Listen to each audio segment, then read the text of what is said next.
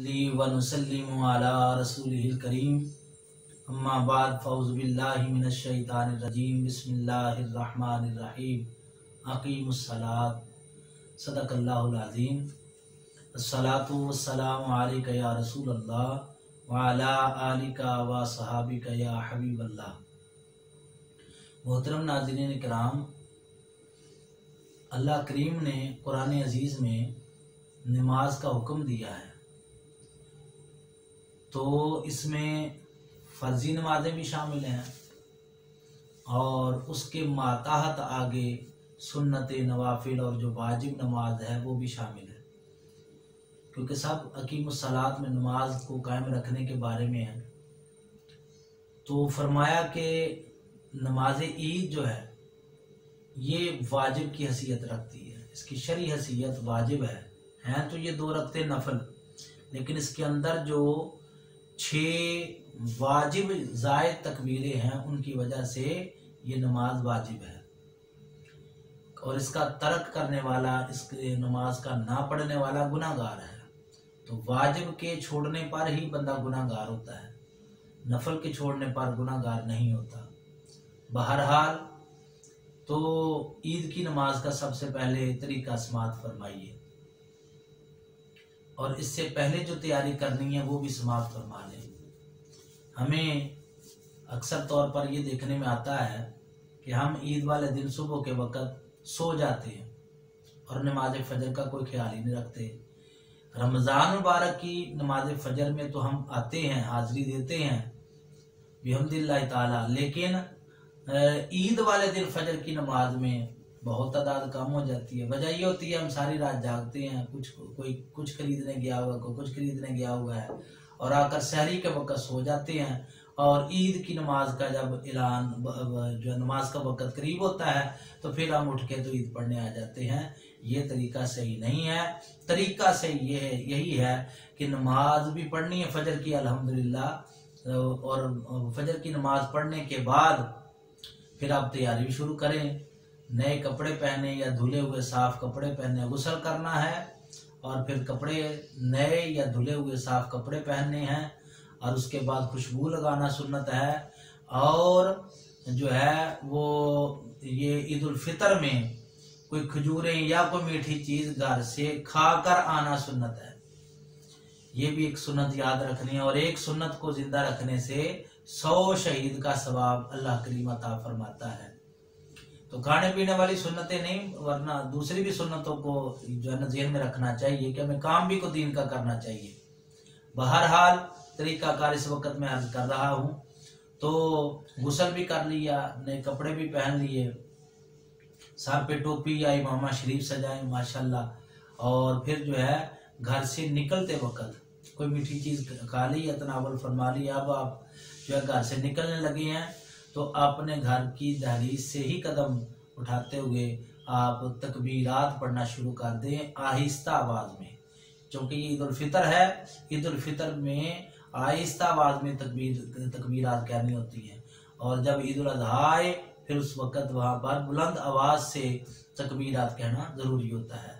तो यहाँ पर आहिस्ता आवाज़ में, यानी जिससे अपने आप को मालूम पता चल रहा हो कि मैं ये पढ़ रहा हूँ, अल्लाहु अकबर ला इलाहा इल्लल्लाहु वल्लाहु अकबर वलिल्लाहिल हम्द।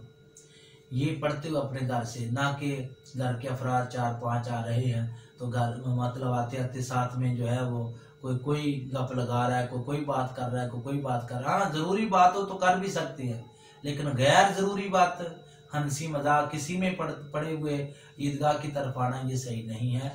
सुन्नत तरीका हमारे रसूल पाक सल्लल्लाहु अलैहि वसल्लम का यही है कि ईदगाह की तरफ आना है, घर से निकलना है तो तकबीरात पढ़ते हुए आना है।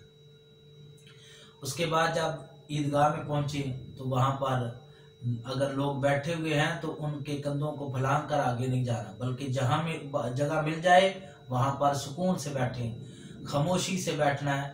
वहां पर जो खुतबा हो रहा है, ईद का बयान हो रहा है कुरान हदीस के मुताबिक, उसको तवज्जो से समाअत करें, और जो है वो उसके बाद दरमियान में कलाम कोई नहीं करना, अदब से मोहब्बत से बैठें ताकि कुरान हदीस का बयान आपको समझ आ सके। फिर उसके बाद जब आप बयान सुने तो फिर उसके बाद नमाज ईद जो है वो अदा करनी होती है। नमाज ईद की अदायगी के लिए जो चीज़ें आम नमाजों के लिए शर्त हैं 5 नमाजों के लिए, वही चीज़ें जो है वो इसके लिए भी शराइत है। और इसके अलावा तरीकाकार ये है कि सबसे पहले नियत करनी है। नियत क्या है? नियत करना मुस्तहब है। मेरे मुसलमान भाइयों, ये ज़हन में रखें कि नियत करना मुस्तहब है। नियत असल दिल के इरादे का नाम है। किसी भी हदीस पाक में आपको ये कलिमात नहीं मिलेंगे कि 2 रकात नमाज नफल वगैरह वगैरह या 2 रकात नमाज फर्ज वगैरह वगैरह। कई अहबाब वो तलब करना शुरू कर दीजिए, हमें दिखाएं ये नियत कहाँ लिखी है। भाई नियत दिल के इरादे का नाम है। असल जबान से अल्फाज का कह लेना यह मुस्तहब है, मुस्तहब अमल है। कह लो तब भी ठीक है, ना कहो तब भी ठीक है। बहरहाल कलिमात जो कहना मुस्तहब है वो मुस्तहब सुनिए क्या है ना। 2 रकात नमाज ईद उल फितर पढ़नी 6 जायद 7 वाजिब तकबीरों के, पढ़नी 6 जायद वाजिब तकबीरों के पीछे इस इमाम के मुतकबिला शरीफ अल्लाह अकबर। ये कलिमात जो है ना ये नियत के हैं। उसके बाद इमाम साहब जो है वो तकबीर तहरीमा कहकर जो है वो हाथ बांध लेंगे। हाथ बांधने के बाद इमाम साहब सना पढ़ेंगे, फिर ताऊज़ और तस्बीह पढ़ेंगे, यानी औज़ु बिल्लाह और बिस्मिल्लाह पढ़ने के बाद फिर इमाम साहब 3 तकबीरें जो जायद हैं वो कहेंगे, यानी अल्लाह अकबर। और फिर ये कहना वाजिब है और इसके साथ हाथों का उठाना सुन्नत है। तो हाथ उठाकर फिर जो है वो खुले छोड़ देने हैं।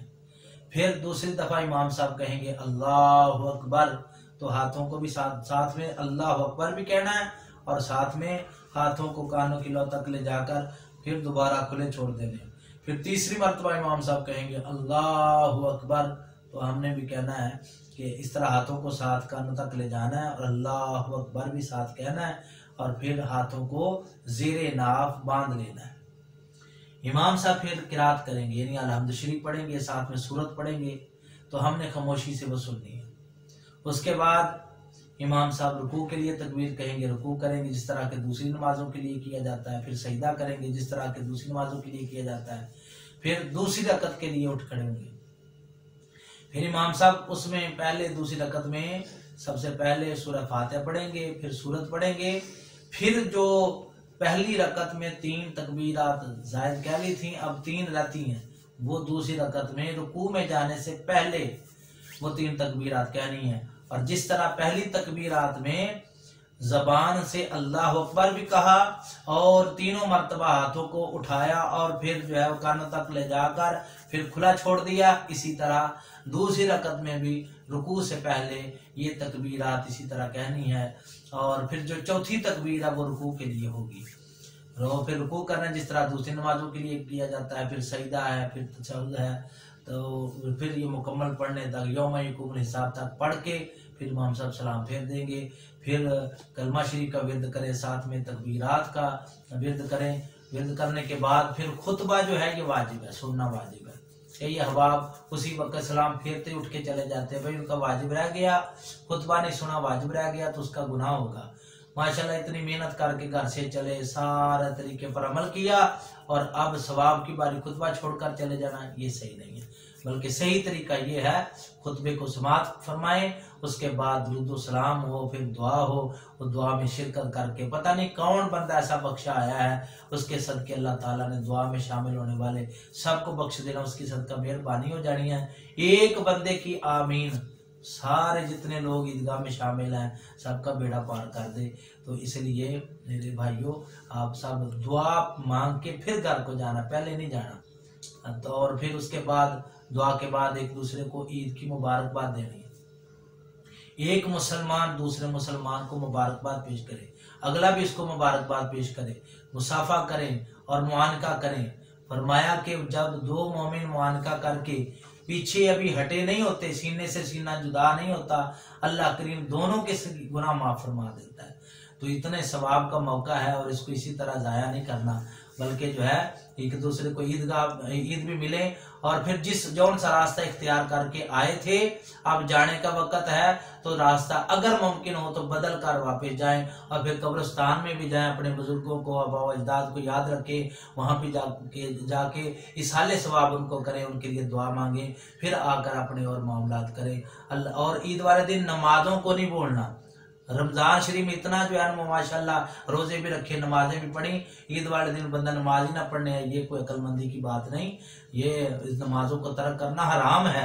इसलिए नमाजें भी पढ़ें और जिक्र ज़कार अपने दुरूद पाक की कसरत रखें। अल्लाह करीम से बख्शिश की उम्मीद है। अल्लाह करीम अपने हबीब पाक सल्लल्लाहु अलैहि वसल्लम के सदके में हम सब की मग़फ़िरत फरमाए। व आखिर दावाना अल्हम्दुलिल्लाहि रब्बिल आलमीन।